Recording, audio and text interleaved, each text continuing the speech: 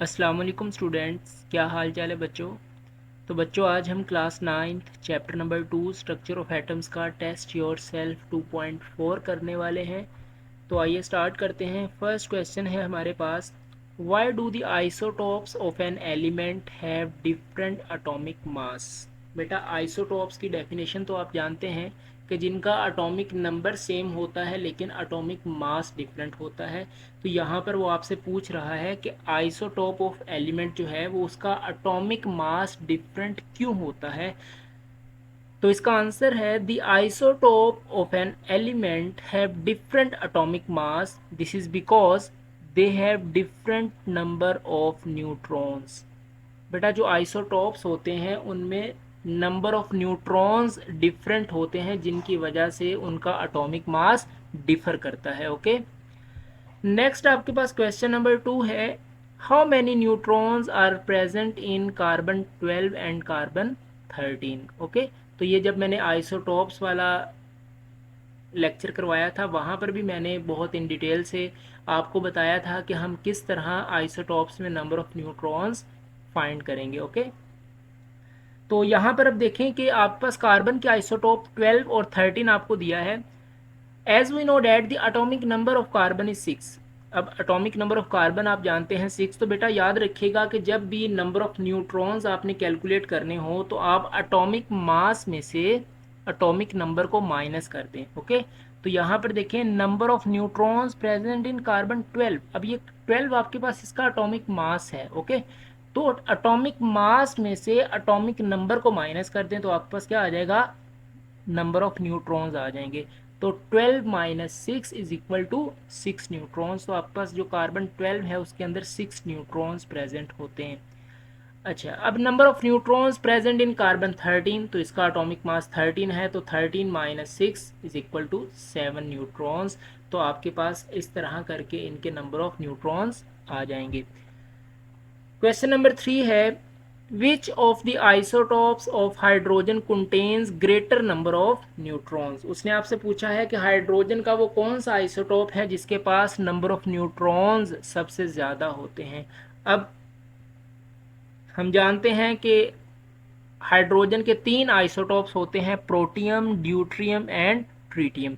बेटा जो प्रोटियम होता है उसके पास कोई न्यूट्रॉन प्रेजेंट नहीं होता, deuterium has 1 neutron and tritium has 2 neutrons. तो आप इसको कंपैरिजन अगर करें तो ट्रीटियम ही है जिसके पास 2 न्यूट्रॉन है। तो उसने यही पूछा है कि which of the isotope of hydrogen contain greater number of neutrons. तो इसका आंसर है tritium. Okay, so tritium has greater number of neutrons. Next आपके पास क्वेश्चन नंबर 4 है, give one example each of the use of radio active isotope in medicine and radiotherapy. कोई सा भी वो कह रहा है आप एग्जाम्पल दें कौन सा आइसोटॉप है जो मेडिसिन और रेडियोथेरेपी में यूज होता है। So the radioactive isotope iodine 131 is use is tracer in medicine to diagnose the presence of tumour in human body. Human body में अगर ट्यूमर को डायग्नोज करना हो तो उसके लिए हम आयोडीन 131 को यूज़ करते हैं जो कि एक रेडियो एक्टिव आइसोटॉप है।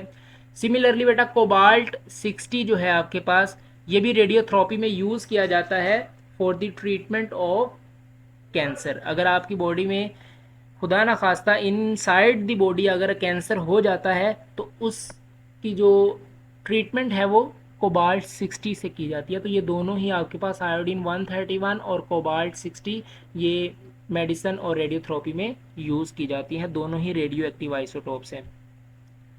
नेक्स्ट आपके पास क्वेश्चन नंबर 5 है, how is the goitre in thyroid gland detected. अगर किसी को उसके थायराइड ग्लैंड में बेटा गोइटर हो जाए तो उसको कैसे डिटेक्ट किया जाता है, by using iodine 131। So iodine 131 is used to detect the goitre in thyroid gland. Next question number 6 है, define nuclear fission reaction. Okay, अब न्यूक्लियर फिशन रिएक्शन क्या होता है बेटा, हैवी न्यूक्लियस का स्मॉलर न्यूक्लियाई में ब्रेक डाउन हो जाना उसको हम क्या कहते हैं, न्यूक्लियर फिशन रिएक्शन। आप याद रखेंगे। अब ये होता क्यों है इसका भी आपको पता होना चाहिए बेटा। जो हैवी न्यूक्लियस होता है वो अनस्टेबल होता है। ओके, और जो स्मॉलर न्यूक्लियस होता है वो स्टेबल होता है। तो जब एक हैवी न्यूक्लियस अनस्टेबल है तो उसको ब्रेक डाउन करके हम स्मॉलर न्यूक्लियाई में कन्वर्ट करते हैं तो वो स्टेबल हो जाता है। ओके, तो इस प्रोसेस के लिए न्यूक्लियर फिशन रिएक्शन करवाते हैं।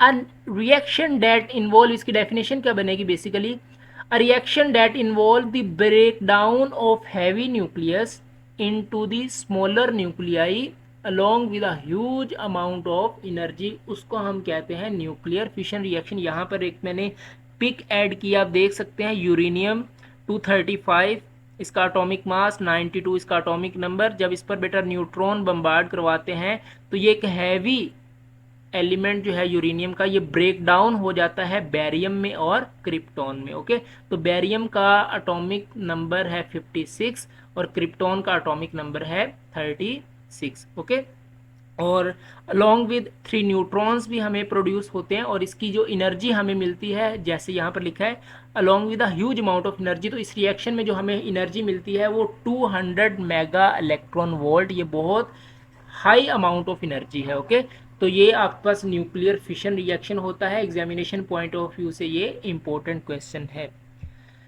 नेक्स्ट आपके पास है when uranium 235 breaks up it produce a large amount of energy. जैसे हमने यहाँ पर देखा कि 200 मेगा इलेक्ट्रॉन वोल्ट की एनर्जी प्रोड्यूस होती है। अब उसी के रिलेटेड वो आपसे नेक्स्ट क्वेश्चन कर रहा है कि यूरेनियम 235 जब ब्रेक होता है बैरियम और क्रिप्टॉन में तो लार्ज अमाउंट ऑफ एनर्जी जो है वो प्रोड्यूस करता है। हाउ इज एनर्जी यूज्ड, तो इस एनर्जी को हम किस पर्पस के लिए यूज़ करते हैं, तो बेटा इस एनर्जी से हम इलेक्ट्रिसिटी जनरेट करते हैं। तो आप यूं कहेंगे a large amount of energy release during breaking up of uranium 235 is use to convert water into steam. बेटा वाटर को हम स्टीम में कन्वर्ट करते हैं और वो स्टीम भी टरबाइन रन करवाकर इलेक्ट्रिसिटी को जनरेट करता है। ठीक है, तो ये एक यूजफुल अमाउंट ऑफ एनर्जी है, ये इसकी एप्लीकेशन है।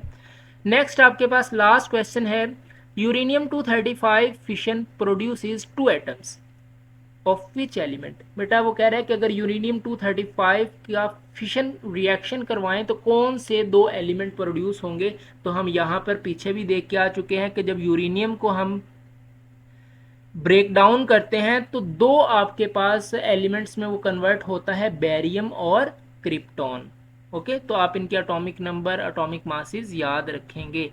तो a fission of uranium 235 produces 1 atom of barium and 1 atom of krypton। तो बैरियम का एटॉमिक मास होता है 139 और क्रिप्टॉन का एटॉमिक मास होता है 94।